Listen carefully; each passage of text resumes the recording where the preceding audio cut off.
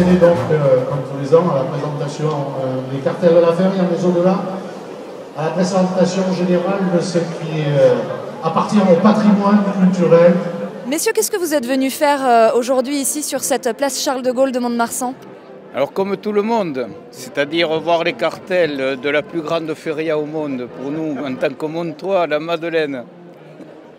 Oui, comme chaque année, Mont-de-Marsan a innové cette année en faisant les cartels ici. Oui, ce que nous avons voulu avec toute l'équipe, c'est de pouvoir casser un peu les codes. C'est vrai que le Plumasson, c'est le cœur, c'est l'ADN de notre feria et de la tauromachie ici.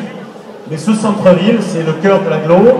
Vous savez qu'on est en pleine action aussi de redynamisation du centre-ville. Il me paraissait important de faire venir, bien entendu, les taurins, les aficionados, mais pas que, le grand public, ici, au cœur de ville, alors que ce soit dans toutes les rues ou à la place Saint-Roch, mais ici aussi, d'amener cette animation. Bien évidemment, c'est la présentation des cartels. Au-delà des cartels, on va dire le prologue de nos férias. Monsieur le maire, pourquoi avoir fait le choix de faire cette présentation des cartels et ce persan de la Madeleine en centre-ville?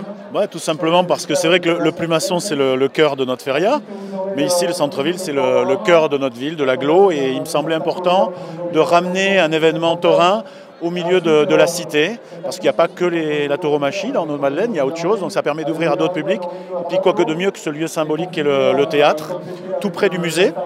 Donc c'était aussi affirmer et réaffirmer que la tauromachie fait partie de notre culture et des cultures en général. Et que Mont-de-Marsan, c'est une ville de tauromachie, c'est aussi une ville de culture et de sculpture. Bien, l'affiche, la voilà.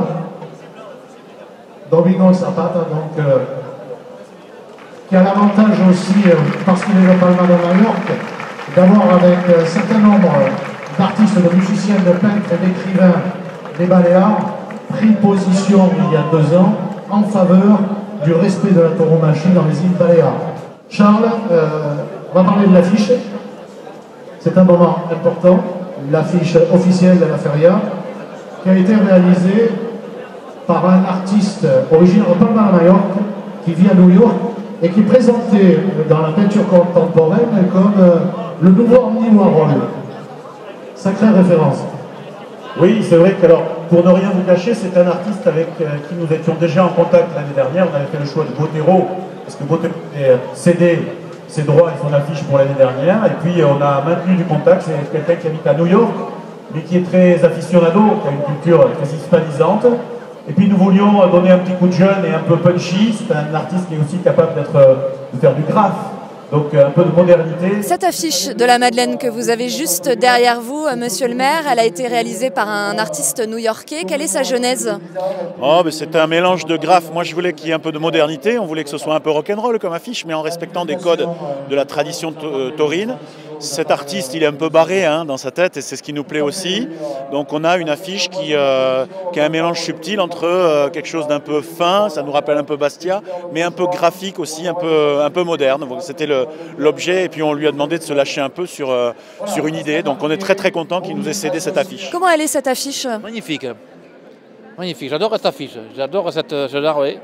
C'est mon genre, ça. J'aime bien ce genre de très abstrait. Oui, j'en parlais avec mon collègue, je trouve très bien. Oui, c'est un grand moment pour nous parce qu'on a travaillé avec la commission taurine pendant tout l'hiver, pendant de nombreux mois. Et on a voulu vraiment faire une feria un petit peu du renouveau. C'était important pour nous de pouvoir programmer toutes les jeunes vedettes du futur, on l'espère, parce qu'il faut savoir que si on ne pense pas à la corrida de demain, il n'y aura plus de tauromachie. Donc c'est important que les jeunes puissent s'exprimer. De même façon que Emilio De Rusto a eu sa chance et aujourd'hui il a réussi à la saisir et il est incontestablement un torero incontournable de la feria de Mont-de-Marsan et de toutes les ferias françaises. Bien entendu, Rocareille, Andrés Rocareille, qui a explosé il y a maintenant 3 ans, qui est la nouvelle figura, qui est absolument impossible de ne pas le programmer dans une grande feria puisque tout va être basé sur lui. Et puis les jeunes valeurs. Alors bien entendu, Lorenzo, Rines Marine, Aguado, Lopez Simon, Juan Leal aussi en France.